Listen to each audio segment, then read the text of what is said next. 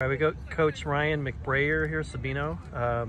Sabino grad too, right? So Yep, you bleed purple and gold, right? I've been here for a minute. So 2007 I was graduated. So the 2006, 2005 state championship or appearance teams. Right. We lost the state championship my junior and senior year, but I've been here for a while. Yeah. So what does this being a head coach of this program mean to you then, being that you're an alum?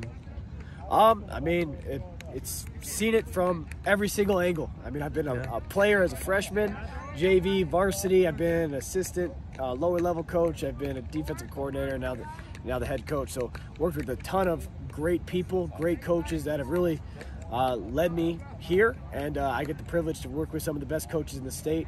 I wouldn't trade my staff for anybody. So it's just great people that you build around, and that's all the credit to them for the success we have, the people in this building. All right, and you've had a lot of success.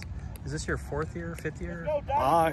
We don't really count that COVID, I guess. So This is my fourth full season, fifth one there. So yeah, success every year. So what do you attribute that to? Just like we said, the whole administration, the school. It all starts with the people you surround yourself with. So Sly Lewis, our offensive coordinator, Baja Perez, he is our O-line coach, and it all starts up front. Our running backs coach Vern Cook, quarterbacks coach Colin McBrayer, DB's coach Jason Welch, and all the guys that have helped build this program are fantastic. And the names go on, and it starts with admin and teachers giving support. But again, you don't have success without the athletes that come here as well. So we've had some pretty good players come our way, and luckily we get to use them in the positions we want to put them in. Yeah, and you've gone from AJ Skaggs, who was mostly like a, I don't know if you say pocket passer, but he was good at being in that area.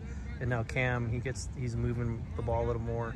What's it like coaching him now after coaching AJ? I mean, that's one of the blessings that we've had. In my 5 years, we've had some fantastic quarterbacks, and it all started with Alex Bell, who came in my first year. And all he did was, I think, throw 36 touchdown passes to 3 picks. And then AJ Skaggs had a long career going from sophomore to senior year, set a bunch of records. And now Cam coming in, doing the same thing, starting as a sophomore, and starting to lead this team and really put his own trademark on it, being able to run around, throw the ball all over the field. It's been a real blessing as a coach to have young men that are fantastic leaders and men. Yeah, no, I know you have a lot of optimism for him, but did you think he would be having this kind of output this early in his career, Cam?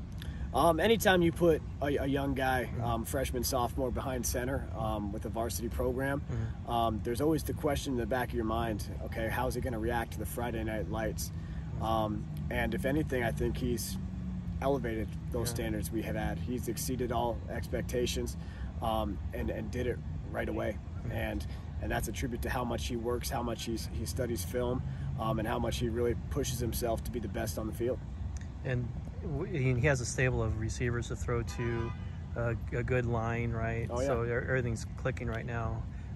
Talk about that, just the amount of receivers he has to throw to that are talented. No, I mean, he's got studs all over the field. I mean, there's not many teams in Tucson that go 5 wide, spread the ball out, and are able to throw the ball into different spots and get our playmakers the ball in space and let them do their thing. I mean, our leading receiver right now is senior Isaiah Aguirre, and he's having a fantastic year.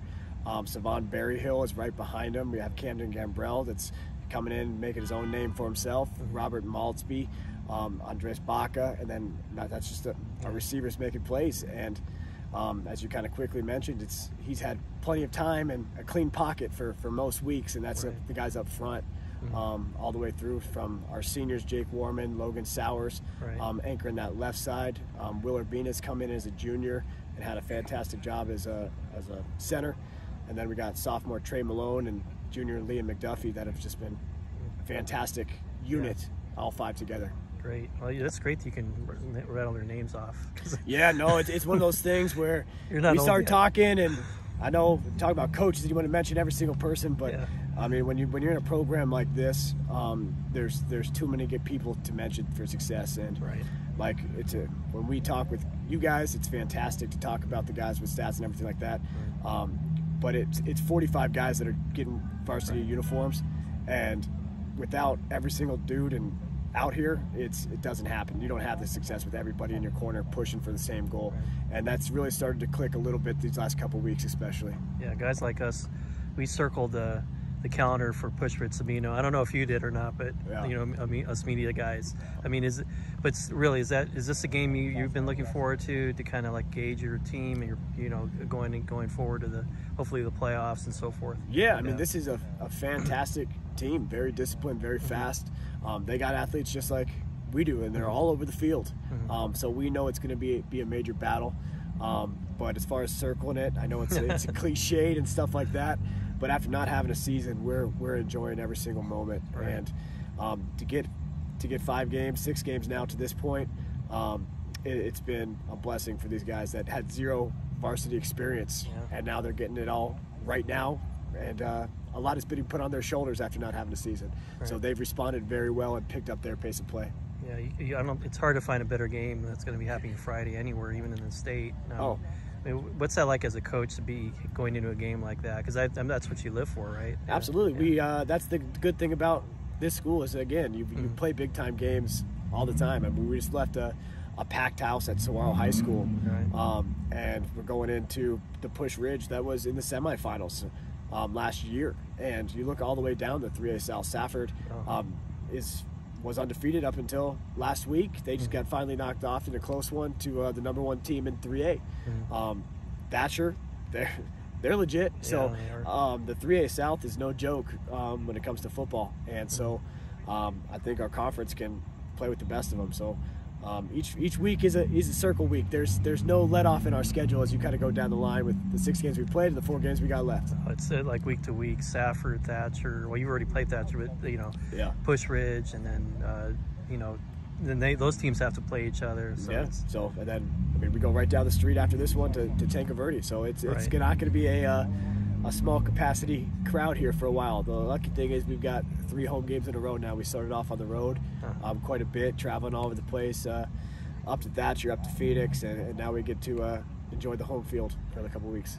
Great. Well, best of luck to you. Thanks for the time out here. Absolutely. And we'll look forward to seeing you Friday. Absolutely. Appreciate all you and all Sports Tucson do. You guys are killing it. Thank you. Thank you. Appreciate it.